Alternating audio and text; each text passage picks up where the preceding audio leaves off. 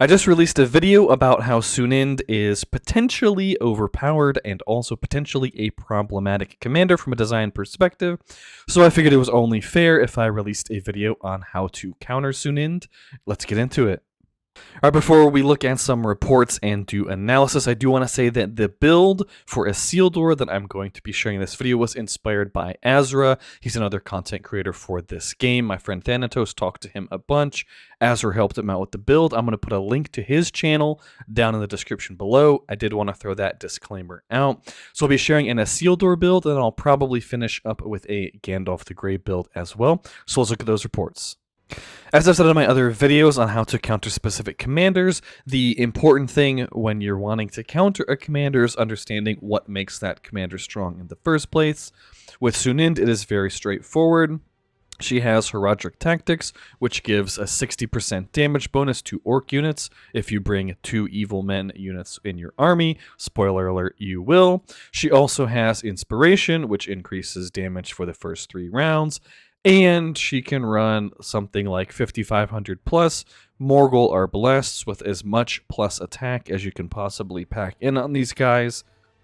And the combination of the follow-up that they inherently get through dual blows and that incredible amount of bonus damage from her skills means that she can just completely shred armies in the first few rounds of combat with her arbalests. The Sunni does have pretty solid gear. She has Pursuit in case she runs into Gil-galad, and importantly, she has Aegis. This is very important for Sunni, because if she doesn't have Madness immunity, and she hits a commander that can hit her army with Madness, then she can just shred her own army in those rounds instead of shredding the enemy army. So very solid gear on this Sunind. I think it's the most well-geared Sunind on our server.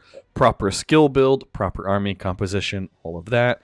And from Thanatos, he is bringing the Isildur build that I'm going to talk about. And I want to talk about the Isildur build first because I think it's significantly stronger than the Gandalf the Grey build that I'll share at the end of the video, and I'll explain why at the end. So the primary thing that makes Sunind strong is all of that upfront burst damage and her synergy with Morgul Arbalests, which are a ranged orc unit. Keep that in mind as we move forward.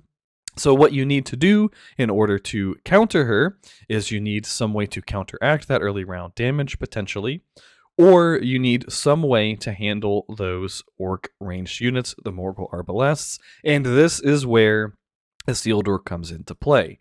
Isildur is amazing with Dunedain, and he has Last Alliance, which says the next 7 instances of damage received are significantly reduced when there are men and elves in his army.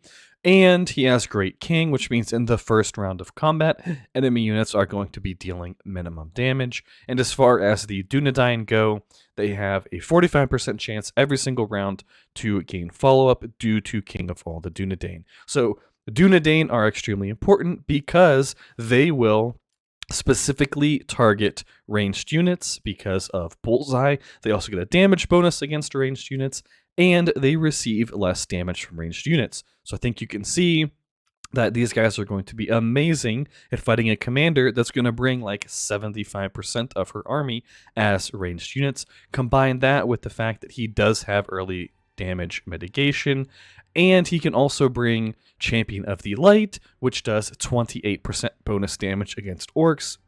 Obviously, Morgul Arbalests are orcs. You pretty much have the perfect commander build to counter Sunind in Isildur because so much of what he does can counteract so much of what she wants to do.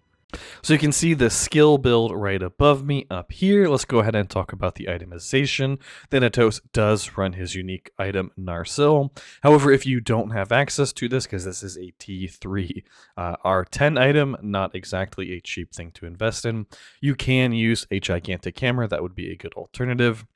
He is running a Fire Protection Superior Halberd. This is just to help him deal with Witch Kings in case he lands on a Witch King instead of a Sunind. You could also bring some type of Melee Vigor chest. Perhaps just Superior Halberd with Melee Vigor or Scale Mail with Melee Vigor in case you don't have the Burn Protection one. But The Fire Protection Halberd is just an amazing item to have in your back pocket, and I would recommend everybody who can pick one up eventually to do so as well. He's running Aegis on Cask of the Submerged Isle. This is to help with things like Madness from Sauron, Stun from Witch King. I mean, Aegis is just one of the best skills you can get on an item in general, so absolutely amazing. And definitely run one of these bad boys if you can. If not, you could potentially run like a Horseman's Helm with anti-stun or anti-madness, depending on what you're fighting. That could be a good alternative. Not quite as good as the cask, but sometimes beggars can't be choosers. Personally, I don't have an Aegis cask. I've never gotten one, but that's neither here nor there. And importantly, another important part of this build is the Bane of Orc Sithlane. When you combine the Bane of Orc Sithlane with Champion of the Light, you're getting plus 28% damage and then an additional plus 18% damage. So you're getting a significant amount of extra damage against those Morgul Arbalests. Very, very important, as it also helps with some of the other Orc commanders. The reason that I really prefer this build over Gandalf the Grey's anti-Sunind build is because this build can handle things like Gorbags and Mouth of Saurons and anybody else who's going to be running other Orc units that isn't necessarily just Sunind. In my opinion, Isildur handles those fights better than Gandalf the Grey does. And then for the army composition, you want to bring a whole bunch of Dunedain. You can also bring some Rangers along. This is primarily to help ease the burden on conscription queues and your barracks, as if you're only running a huge amount of dunes. If you take a few fights, well, now you're probably going to be out of them. So you can bring both. That way you can have 2 queues running these anti-ranged units. And for the 3rd unit slot, you can bring either Heralds or Sentinels. And this is because you have to bring an elf unit in order for Last Alliance to work. You need men and you need elves in your army. So you could conscript both and just bring what you have. You could change it up potentially depending on what you're fighting, but you definitely want to bring at least one elf unit with you, and those tend to be the best 2 options. If you're playing like Lothlorien, I'm sure that like March Wardens would be great. If you're playing Linden, perhaps Keepers would be excellent as well. So just keep in mind that 3rd unit does need to be an elf for Last Alliance. So there you have it. That is the Isildur anti-Sunind build. It also does quite well against pretty much any Orc commander due to the combination of Champion of Light and the Bane of Orc Sithlane, and it can hold up decently well against Witch King due to the superior Halberd with fire protection. We'll wrap things up just by taking a quick look at a Gandalf the Grey build that you can use against Sunind. I don't even know exactly what my Gandalf the Grey has. Okay, so this, I got lucky. I should have checked this before recording. This is pretty much my anti-Sunind army setup. A huge amount of dunes. You can replace the Guards of the Tower with Guardians depending on your gear. My Gandalf tends to carry around a lot of gear with men bonuses, so I have those. And then as far as the ranged unit that you can bring, I bring Sharps because, again, I have a bunch of men bonuses. You could replace these guys with Sentinels if you wanted. However, I think Sharpshooters are a really, really solid option on Gandalf the Grey because of their synergy with Convener. And let's go ahead and pull up my equipment on Gandalf. This, I just changed it around a little bit. I was tinkering with equipment today, but you can still get the general idea. We have a Carver. You can have a Smite Carver or a Men's Strength Carver. Either way, it is one of the best items that he can have.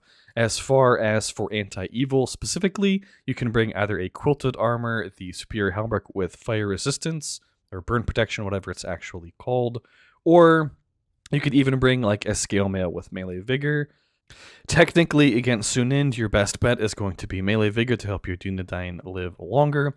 However, Focus Protection has the advantage of being solid against Sauron, and obviously the Burn Protection has the advantage of being solid against Witch King, so pick your poison based on which commanders you're having the most trouble with.